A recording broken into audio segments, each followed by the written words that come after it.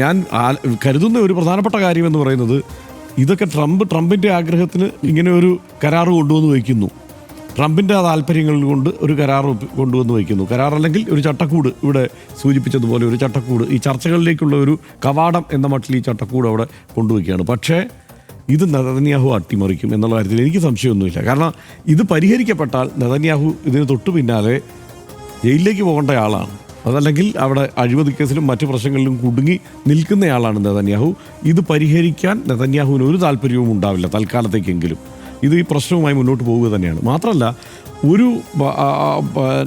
ഞാൻ നേരത്തെ പറഞ്ഞ പോലെ 157 ലോകരാഷ്ട്രങ്ങൾ അംഗീകരിച്ച പലസ്തീൻ എന്ന രാഷ്ട്രത്തിൻ്റെ നിലനിൽപ്പില്ലാതെ ഇത്തരമൊരു ഒത്തുതീർപ്പിലേക്ക് ഈ ഘട്ടത്തിൽ പലസ്തീൻ പോകുമെങ്കിൽ തന്നെ അത് തന്ത്രപരമായ ഒരു പോക്കായിരിക്കും.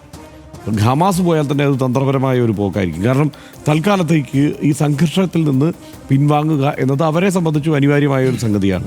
ആ മട്ടിൽ പോവുക മാത്രമേ സംഭവിക്കൂ. പക്ഷേ ലോകം ഇതുവരെ കണ്ടിട്ടുള്ളതിൽ ഏറ്റവും നികൃഷ്ടമായ, കാരണം മനുഷ്യൻ ആധുനികനാവും തോറും ഇനി യുദ്ധങ്ങൾ ഉണ്ടാവില്ല എന്നും അങ്ങനെയൊക്കെയാണല്ലോ ചിലർ വിലയിരുത്തിക്കൊണ്ടിരുന്നത്. യുദ്ധങ്ങൾ ഉണ്ടാവില്ല, വംശഹത്യകൾ ഉണ്ടാവില്ല, മനുഷ്യനോടുള്ള കരുതലുണ്ടാവും എന്നൊക്കെ വിചാരിച്ചിരുന്നിടത്ത് നിന്ന് കഴിഞ്ഞ ഒരു 25-30 വർഷം കൊണ്ട് ലോകം മാറിയ മാറ്റം എന്താണ്? അതിർത്തികൾ കൂടുതൽ ശക്തമായി, കുടിയേറ്റങ്ങളെ സമ്പൂർണ്ണമായി നിയന്ത്രിക്കുന്ന തരത്തിലേക്ക് കാര്യങ്ങൾ പോയി. എത്രയോ സ്ഥലത്ത് കൂടുതൽ യുദ്ധങ്ങളുണ്ടായി. അതിൽ തന്നെ ഏറ്റവും നികൃഷ്ടമായ യുദ്ധമെന്ന്, ഏറ്റവും നികൃഷ്ടമായ വംശഹത്യയെന്ന് ഇതിനെ വിശേഷിപ്പിക്കാനുള്ള കാരണം അത്രമേൽ ശക്തമായ രാഷ്ട്രമാണ് ഇസ്രായേൽ. ആ ശക്തമായ രാഷ്ട്രമാണ് ആലപ്പുഴ താലൂക്കിൻ്റെ അത്രയും വലിപ്പമുള്ള ഒരു പ്രദേശത്തെ 10,000 മനുഷ്യരുടെ മേൽ ലക്ഷക്കണക്കിന് ബോംബുകൾ വർഷിക്കുന്നത്. ഇത് നമ്മളെല്ലാവരും ഇങ്ങനെ കണ്ടുകൊണ്ടിരിക്കുകയാണ്. നമ്മൾ നേരത്തെ പറഞ്ഞ പോലെ ഈ കേരളം പോലും അന്തം വിട്ടത് കണ്ടുകൊണ്ടിരിക്കുക എന്നുള്ളതല്ലാതെ ശക്തമായ ഒരു പ്രതിഷേധം, ഒരു ശബ്ദം അത് രേഖപ്പെടുത്താൻ കഴിയുന്നില്ല.